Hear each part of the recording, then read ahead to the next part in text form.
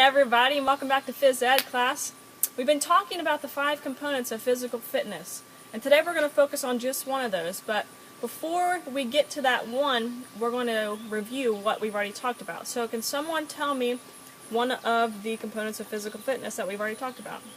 Yes, cardiovascular endurance. Cardiovascular endurance. If you remember, cardiovascular endurance is the ability of the heart to deliver oxygen to the working muscles and the muscles' ability to use that oxygen. So in other words, it's the ability to work out for a long time without getting tired.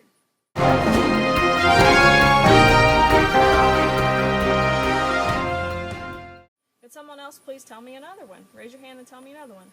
Yes. Muscular strength. Muscular strength.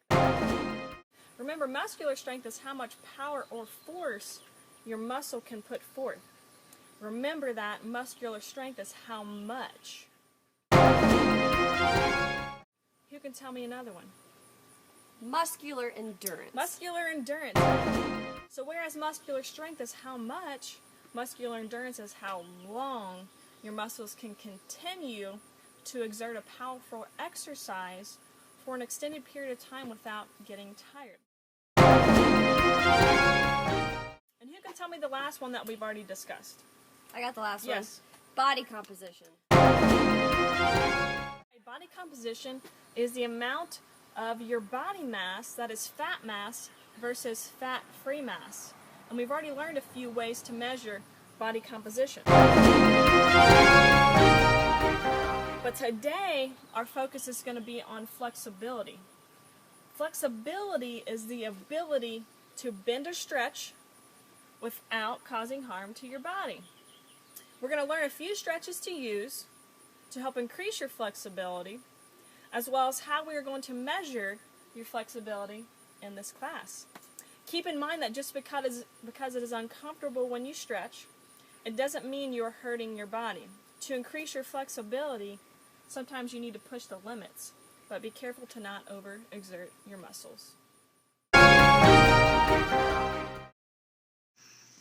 The first type of stretch we're going to complete is called the butterfly stretch. No, it's not the butterfly insect.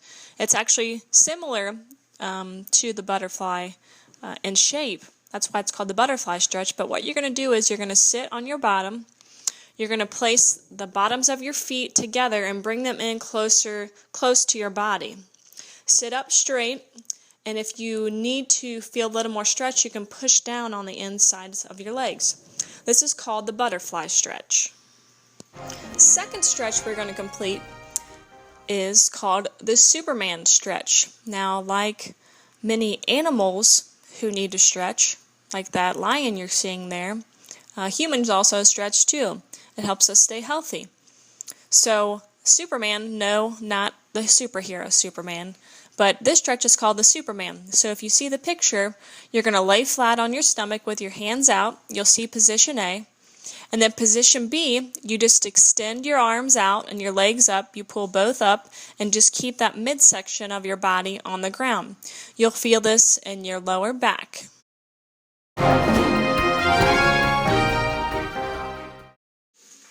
Another good stretch for your hamstring. Go ahead and sit on your bottom. Extend your left leg out. Bend your right leg and bring the bottom of your foot to the inner part of your left leg. So the bottom of your right foot is touching the inner part of your right leg. Slowly bend down with your hands and touch your left toes, your left foot toes. Hold that for 10 seconds. Try to pull down as far as you can. After 10 seconds, you're going to straighten out your right leg, just like you had your left before. Bend your left leg and bring the bottom of your foot to the inner part of your right leg. Bend down, grab your right foot toes, count to 10, and that is another great hamstring stretch. The last stretch you're going to complete today before we get to the actual sit-reach test is called a hamstring stretch with a band. Go ahead and watch this video, and then we're going to complete the stretch together as a class. So the first position with the legs out. Maybe like that. Okay.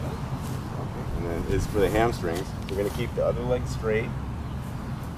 And you want to bring the leg up to where you feel a comfortable, easy stretch on the So we hamstring. went through some stretches already to help us increase our flexibility. And now we're going to move on to what we're actually going to use to test our hamstring flexibility. This is called the sit and reach box. I have my lovely student here that's going to help me, Miss Carrie. So you're going to go ahead and sit down. Now, the sit and reach used to be done with 2 feet up against the box, but now we only do 1 foot at a time with the other one bent, because that helps reduce the stress on the lower back. So what Carrie is going to do, she's going to take her shoes off. She's going to put one of her feet flat up against the box. Make sure that your leg is straight, but you don't want to hyperextend. Hyperextending is bending your knee too far. Just make it nice and comfortable, but make it straight. Then she's going to bend her other leg so that her foot is right next to her knee. She's going to place her hands together like this, Carrie. Place your hands together like this. One finger over the top of the other. Make sure they're at the same level. She's going to make sure her elbows stay inside of her knee. Her face is going to be looking, her head is going to be looking forward, and her neck's not going to bend down. We don't want her neck to bend down. That'll cause strain on her neck and her back, so she's going to keep looking forward. She's going to take 4 tries, and on the 4th try, she's going to hold it so that the teacher can get the measure. Go ahead. 1. Keeping that leg straight. Keep your hands together. 3. Fingers together. 4. All right. Now remember, on that last one, you hold it. And then I will come and get your measurement. And we will have your sit-reach measurement to test your hamstring flexibility.